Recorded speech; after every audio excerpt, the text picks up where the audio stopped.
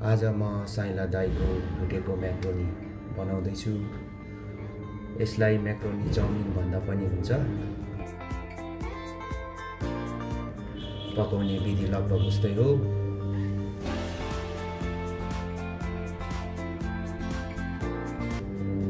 घरमा चाहिँ थुक्पाको भन्दा म्याक्रोनीको चाउमिन पकाउन सजिलो र मिठो पनि लाग्ने हुनाले म प्राय यही पकाउँछु।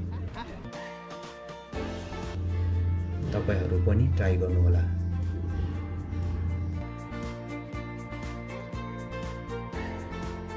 चाहिने सामानहरु: उसिनेको म्याक्रोनी खाने मान्छे अनुसार, धोएको चाहिने साग, गाजर, सिमी र बन्दा।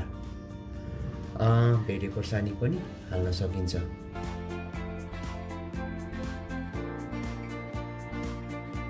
साथै चप गरेको लसुन, काटेको खोर्सानी, प्याज र धनिया। खोर्सानी चाहिँ धेरै थोरै जति पनि आफ्नो स्वाद अनुसार हाल्न सकिन्छ। खानुहुन्न भने नहाले पनि हुन्छ। पानी पसल्ने म्याक्रोनी उसिन्न थोरै तेल हाल्ने र काटेर राखेको हरियो सिमी पनि हाल्ने र म्याक्रोनी सँगै उमाल्ने।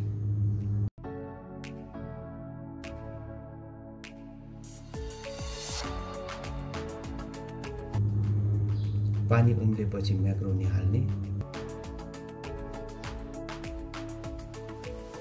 र हल्का चलाउने।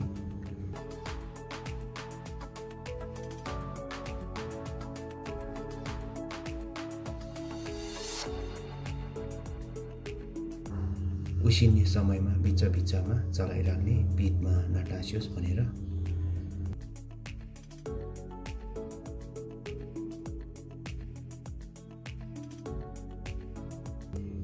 धेरै गिल्लो हुने गरी नपकाउने। यो पाकिसकेको छ।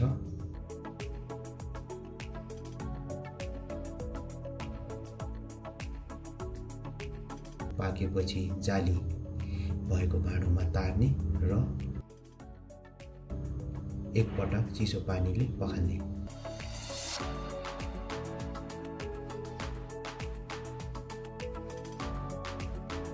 र केही बेर पानी तर्न र चिसो हुन दिने। तपाईहरुलाई टासिन्छ जस्तो लाग्छ भने तेल लगाएर राख्दा पनि हुन्छ, तर म चाहिँ लगाउँदिन।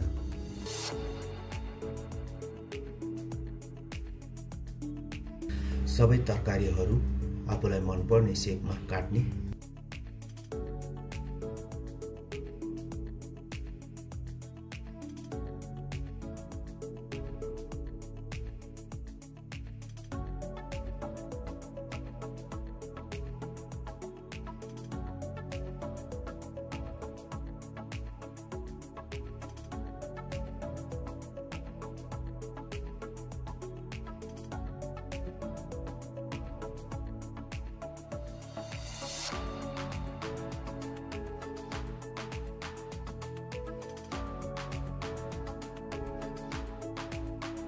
प्याज, धनिया र खोर्सानी पनि काट्ने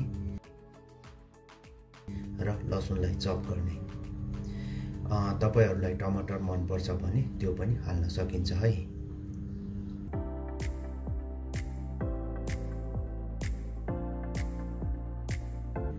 सबै सामग्रीहरु तयार भएपछि फ्राई प्यान बसाउने।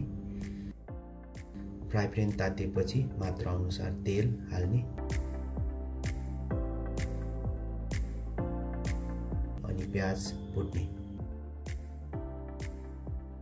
केही बेर प्याज भुटेपछि चप गरेको लसुन र काटेको खोर्सानी पनि हालेर हल्का भुट्ने।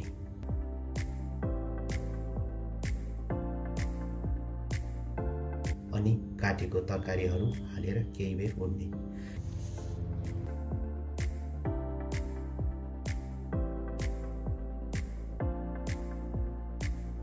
त्यसपछि म्याक्रोनी हाल्ने।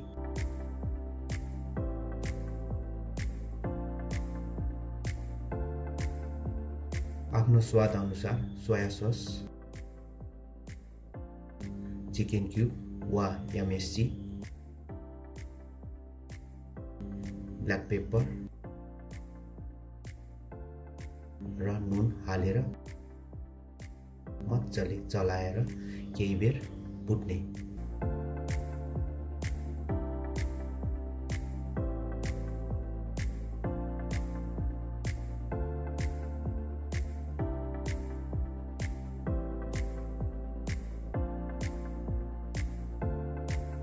सबै कुरा मजाले मिसिने गरी चलाएर भुटेपछि साइला दाईको भुटेको म्याक्रोनी मिठो गरी खाना तयार हुन्छ। तपाईहरुलाई यो मेरो भिडियो मन पर्यो भने कृपया लाइक, शेयर र कमेन्ट गरिदिनु होला। साथै सब्स्क्राइब पनि गरिदिन नभुलिदिनु होला ताकि म भविष्यमा यस्ता थुप्रै भिडियोहरू ल्याउन सकूं। धन्यवाद।